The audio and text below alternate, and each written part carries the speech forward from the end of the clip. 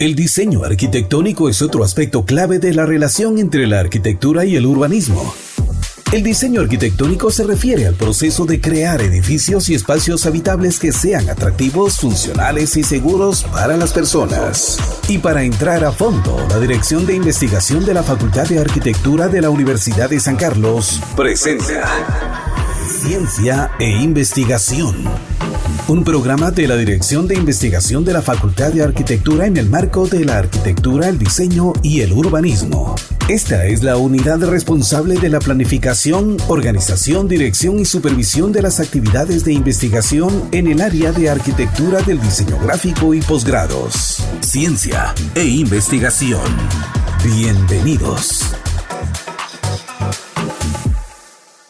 Bienvenidos al programa Ciencia e Investigación, en el marco de la arquitectura, el diseño y el urbanismo de la Dirección de Investigación de la Facultad de Arquitectura de la Universidad de San Carlos de Guatemala. Hoy nos acompaña esta mañana el director de investigación, el doctor en arquitectura Mario Raúl Ramírez. También nos acompaña el maestro arquitecto Manolo Arriola, quien nos presenta el tema Arquitectura y Filosofía en la Enseñanza de la Arquitectura. Les damos la más cordial bienvenida.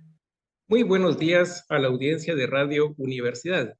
Les saluda Mario Ramírez, director de investigación de la Facultad de Arquitectura en el programa Ciencia e Investigación. Hoy tenemos un invitado especial, el arquitecto Manolo Arriola, quien se ha desempeñado a lo largo de estos años como docente e investigador en la Facultad de Arquitectura en temas de diseño, de composición y pues de distintas manifestaciones artísticas que él ha desarrollado, experimentaciones también en el campo de la arquitectura y del diseño. Manolo, bienvenido a este programa. Nos gustaría si puedes compartirnos algo de estas experiencias que se han ido desarrollando a lo largo de los años en este tema tan interesante de la enseñanza del diseño y la arquitectura. Muy buenas tardes a todos. Es un gusto estar aquí contigo, Mario, y muchas gracias por la invitación.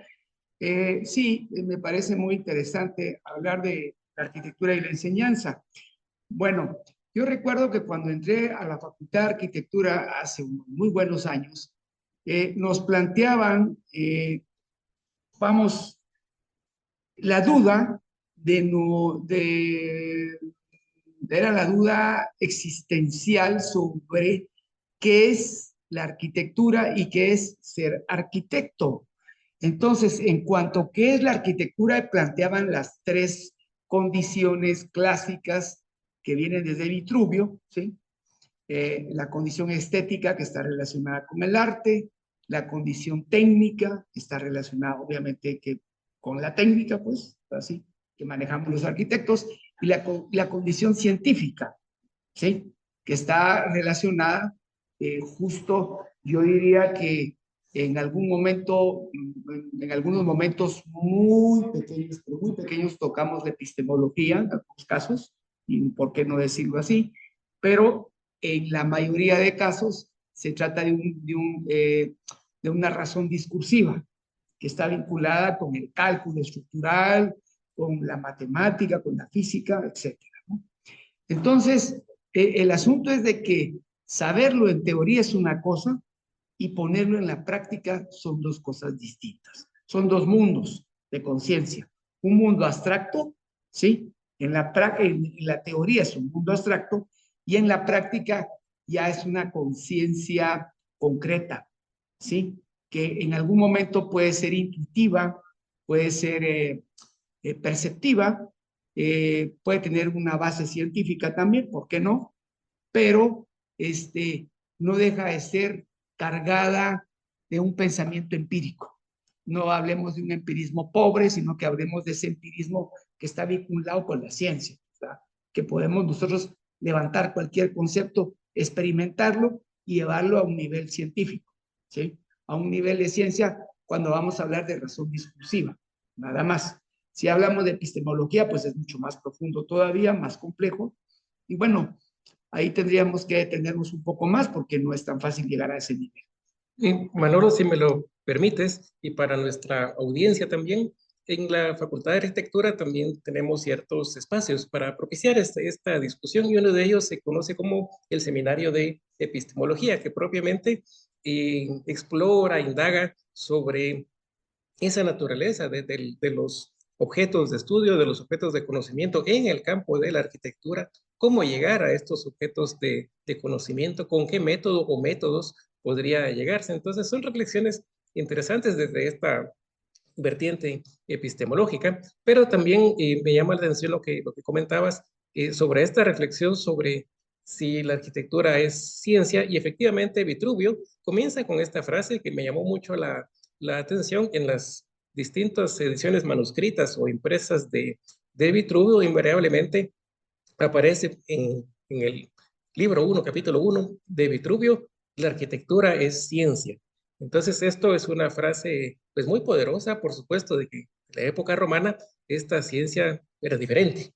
No es la ciencia como la concebimos hoy, o por lo menos como la ciencia experimental, digamos, que se conoce hoy, pero es una frase muy fuerte. La arquitectura es ciencia, decía Vitruvio. Entonces, esto obviamente ha tenido una serie una evolución en el tiempo, pasando por Bellas Artes, por el Beaux-Arts, en fin, todas estas corrientes estéticas que se han dado en la arquitectura. Pero ¿cómo ves tú este panorama, esta inclinación, digamos, que puede darse hacia el arte o a la ciencia, o algún punto intermedio que puede darse entre estos campos? Bueno, yo lo que considero es que desde el punto de vista filosófico, primero el arquitecto tiene que estar consciente, perdón, en que si el teléfono móvil que tenemos tiene conciencia en qué modo se encuentra, si está en modo avión, si está en modo Wi-Fi, o si está en datos móviles, etcétera. El arquitecto debería tener consciente en qué sistema de pensamiento se encuentra. Y eso es lo primero. ¿Por qué razón? Porque esto ya nos da una claridad de las posibilidades que tiene ese sistema de pensamiento, ¿no? Vamos, si es abstracto, bueno, pues hasta dónde podemos llegar en lo abstracto, y si es concreto, hasta dónde podemos llegar en lo concreto, ¿no? Y muchas veces lo que sucede en la arquitectura es que el arquitecto no se considera filósofo, pero sí lo es. O sea, es un filósofo inconsciente, yo diría. ¿Por qué razón? Sí filosofa. Se filosofa simplemente con el hecho de estar haciendo geometría, ya estamos filosofando. Entonces, sí estamos filosofando, y no con aquella idea de que la filosofía solo es sabiduría y está en un nivel muy lejano de nuestra mente, esa sabiduría. Al contrario, la filosofía tiene una base fundamental en la racionalidad.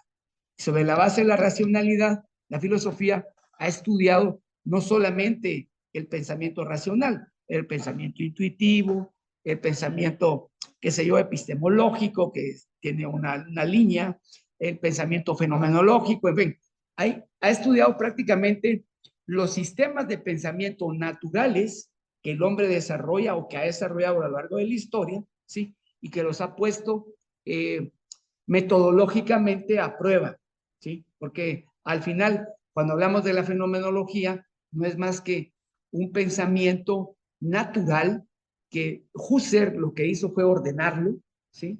Ordenarlo y ponerle nombre a cada proceso, ¿sí? Pero que cuando dice Husserl, voy a poner en époge o voy a aislar algo, pues eso es lo que comúnmente hace cualquier persona desde tiempos prehistóricos hasta la actualidad, cuando quiere enfocarse directamente solamente en algo, en un instrumento, en qué sé yo, antes que cuando hacían en la época de piedra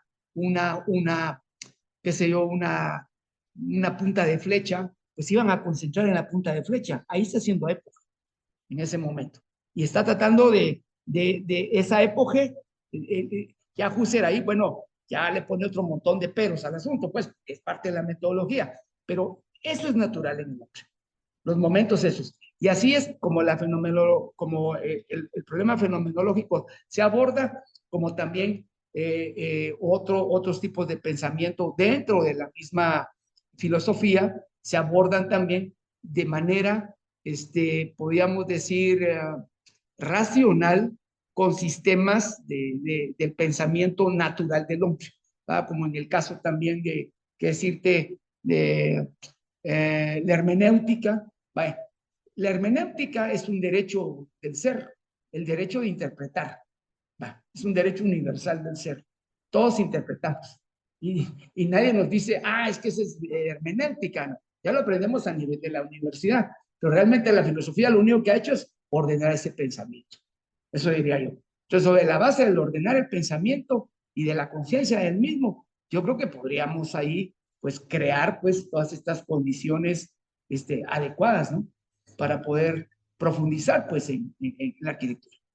Bueno, qué interesante. Y voy a retomar lo que decías al principio de esta sección, de este filósofo inconsciente. Quiere decir, estos arquitectos, y de repente podemos hacer hasta un paralelo con el practicante reflexivo de Donald Trump, en el sentido de que en su práctica, en su actividad cotidiana, reflexiona, pero tal vez de manera inconsciente, sobre esa misma práctica y sobre ese fenómeno que está observando, para empezar con el comportamiento humano y luego pues traducirlo en edificios.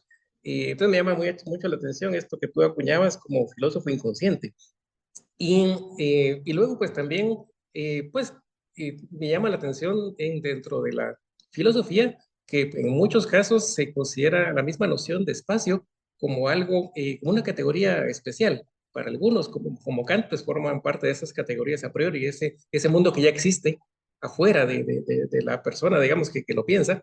Pero el punto es que forma parte de estas reflexiones dentro de la filosofía, la misma noción de espacio. Por supuesto que nosotros en arquitectura pensamos rápidamente espacio arquitectónico, pero más general es la simple noción de espacio.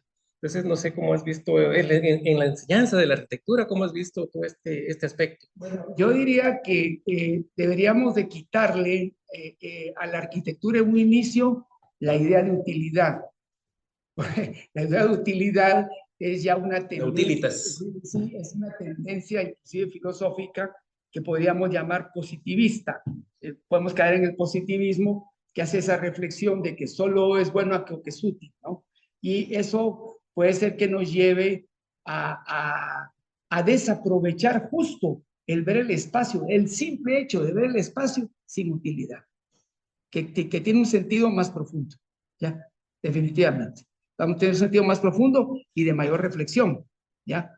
Aunque nosotros seamos expertos en la utilidad del espacio, ¿no? Obviamente, pero creería yo que para el estudio del espacio deberíamos de comenzar, deberíamos ir, como se hace en filosofía, ir a las causas finales. Vamos la causa final del espacio no es la utilidad, en el caso nuestro, necesariamente. Es parte, pero deberíamos ir a la causa final del espacio, como bien tú lo mencionaste, como lo va a manejar Leibniz, como lo va a manejar Kant, como lo va a manejar Aristóteles, que lo maneja de una manera increíble, ya porque para Aristóteles el espacio vacío no existe, sino que siempre tiene, y el espacio al final viene siendo como una especie de silueta que dejó el ser y que ahí está, dice Aristóteles, ¿no? Entonces, vamos, y encontrar todas esas relaciones espaciales que hay, concepciones espaciales. Sí, lo curioso, si me lo permites, discurrir, digamos, en estas ideas y en Aristóteles, es cómo estas explicaciones, digamos, perduran a veces y tienen un reflejo a veces en el mundo actual, porque en este espacio lleno, pues, de Aristóteles, que es distinto del cosmos también, ¿verdad? Resulta ser que son estas ideas, y antes de Newton y demás, de que los objetos necesitaban un motor para moverse, ¿sí? Y si no tenían motor no se movían, ese tipo de cosas, ideas de corte aristotélico. Pero venían estas preguntas y ellos inventaban unas cuestiones tan interesantes porque decían, bueno, pero si lanza un objeto en el aire, ya nadie lo está empujando. Bueno, entonces es un espíritu el que lo empuja en el aire, ¿verdad? Bueno, pero derivado de eso decían, y en la cotidianidad resulta ser que los objetos que se mueven son animados y los que no se mueven son inanimados, ¿sí? Objetos inanimados. Ahora, ¿de dónde viene esta raíz griega? Pues es ánima. Y el ánima es un espíritu. Quiere decir que los animados están empujados en esa concepción aristotélica por un espíritu que los movía, aunque no lo viéramos. Total, son cosas muy interesantes sobre el uso y eventualmente, en términos contemporáneos, consumo también del espacio. Pero en fin, estas ideas obviamente tienen cabida en el marco de una institución educativa, de la escuela de arquitectura, cuando se quiere diseñar, cuando se quiere proponer lo que posteriormente se va a conocer como espacio. Decía, la noción griega es diferente, pero el espacio romano es con muros, encerrado, en fin, espacios. Es tal vez lo más cercano a la noción de espacio que tenemos. Alejado un poquito de esa concepción filosófica, pero con esas raíces, digamos, que llegan a este mundo griego y romano. Sí, yo diría que es interesante lo que tú dices de animar algo, ¿no? Porque ahí habla de soplo de vida, ¿sí? Que el soplo de vida ya Platón lo va a contemplar, ¿no? Como algo importante, ¿no? Sin embargo, ya la filosofía después va a decir, hay cosas que se encuentran en potencia y no en acto, ¿ya? Entonces, que parecen no animadas. Entonces, se está refiriendo inclusive a la química un poco. Por ejemplo, tú sabes que hay ciertos elementos químicos que se mantienen en potencia, como el fósforo, por ejemplo, se mantiene en potencia cuando está con agua. En el momento que tiene contacto con el oxígeno, explota. Entonces entra en acto, ¿no? Y se puede volver, pues, una virtual bomba o una cosa así, en el caso del fósforo. Pero, vamos es por mencionar un detalle, ¿no? Pero sí vamos a encontrar este asunto de Aristóteles, que sí, definitivamente, él trata de explicar con el motor inmóvil. Él dice, definitivamente que todo lo que se mueve, porque todo se mueve, ¿sí? El movimiento es eterno, entonces tiene que, para que eso existiera, tuvo que haber habido un motor inmóvil, lo cual tiene lógica, ¿sí? Porque ese no se podía estar moviendo y a la vez creando el movimiento de los demás, ¿ya? Entonces, esta relación no la hace directamente con un dios, no necesariamente es un dios el motor inmóvil de Aristóteles, no lo define como algo que podamos observar, que podamos ver, pero sí lo define como algo que es posible en vista que todo se mueve, ¿no? Vista que todo se mueve y hay que encontrar esa inmovilidad para poder encontrar la movilidad, lo cual ya te habla de un planteamiento dialéctico, ¿sí? No puede existir solo movilidad si no existe inmovilidad, ¿no? Entonces, vamos, es interesante todo esto que se propone en la filosofía y la profundidad que llegan, porque creería yo que justo en arquitectura, bueno, yo recuerdo pues que hubo filosofía en algún momento, pero no nos la daban filósofos, sino que había cierto arquitecto que tenía cierto gusto por la filosofía, ¿no? Y entonces tocaba ciertos puntos, ¿no? Y hasta que, bueno, ya vino el momento que sufrimos en Guatemala de la guerra y las condiciones cambiaron y se fue, la filosofía agarró otro camino, totalmente más ideológico, tomó ese camino, pero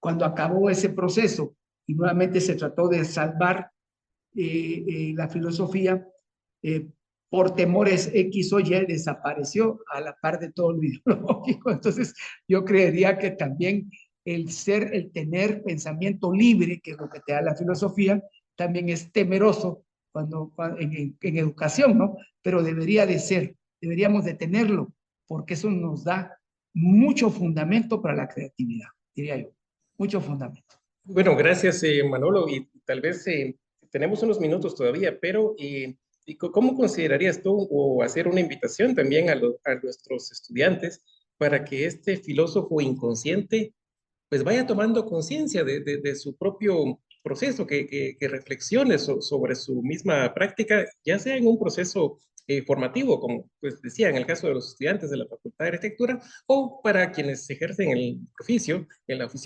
el oficio del arquitecto, para que reflexionen sobre su proceso, para no ser este filósofo inconsciente? Sí, yo diría lo siguiente, y en este sentido me voy otra vez a volver a fundar en Aristóteles, yo creo que sigue siendo un pilar de la filosofía occidental, y es lo siguiente.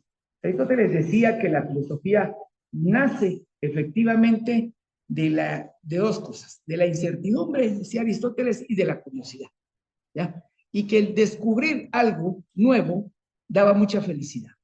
Eran por lo menos tres de los componentes importantes de la filosofía, pero que la curiosidad y la incertidumbre provocaban el hecho de ir a investigar. Y el hecho de ir a investigar las causas finales de los acontecimientos naturales era un acto de filosofía que todos los hombres, ¿sí?, tenían a su disposición como una herramienta de vida, decía Aristóteles, ¿no? Importante. Otra cosa que decía Aristóteles, que es muy cierta, decía Aristóteles, lamentablemente, decía Aristóteles, la filosofía solo se puede dar en todas aquellas sociedades que tienen resueltos los medios de producción, decía Aristóteles. O sea, las sociedades avanzadas, entonces sí se pueden dar el lujo de filosofar. Entonces, ahí hay un punto de vista aristotélico que bueno, nosotros no tenemos una sociedad que tiene resuelto todos los medios de producción, pero filosofar creería yo que es como un derecho del ser humano, simplemente. Bueno, muchas gracias. La verdad es que muy importantes los aspectos que acotas. Voy a retomar el de la curiosidad, por ejemplo, en nuestros estudiantes es algo muy importante. Bueno, y no solamente para nuestros estudiantes, como parte de la vida del ser humano, buscar la felicidad, ser curioso también. Y retomaría también lo que en muchos textos griegos, pues, de esta corriente aristotélica, tenían ciertas frases con las que comenzaban. Y una, recuerdo, era el taumacetai, decía taumacetai. Ahora, taumacetai es algo así como eureka, pero eureka no es de que lo encontré, sino que taumacetai es asombrados de estos fenómenos inexplicables, pero que aquí vamos a proponer cuál es su explicación, en fin.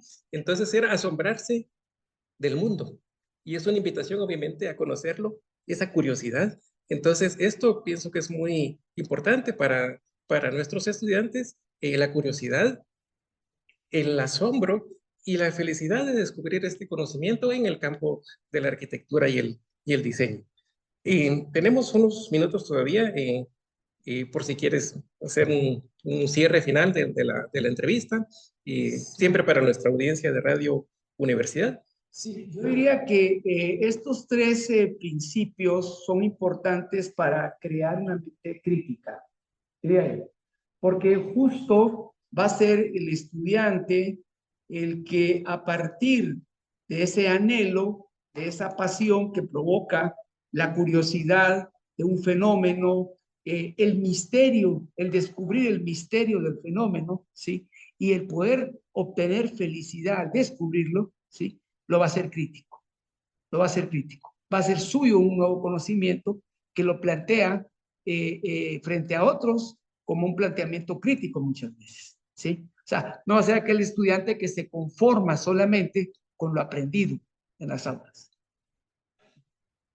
Bueno, muchas gracias, Manolo. El tiempo siempre es breve en radio, pero te exhortamos a continuar la experimentación, la exploración que siempre has realizado en las aulas de la Escuela de Arquitectura, y pues el compromiso que has mostrado y la entrega pues con estos grupos, cohortes de estudiantes que recuerdan todavía pues el paso por las aulas y las enseñanzas que has brindado. Entonces, de nuestra parte, muchas gracias.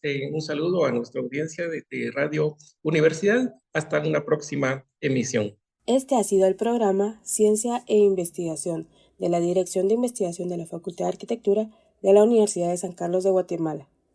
Los esperamos el próximo jueves a las 7:30 horas por el 92.1 Radio Universidad.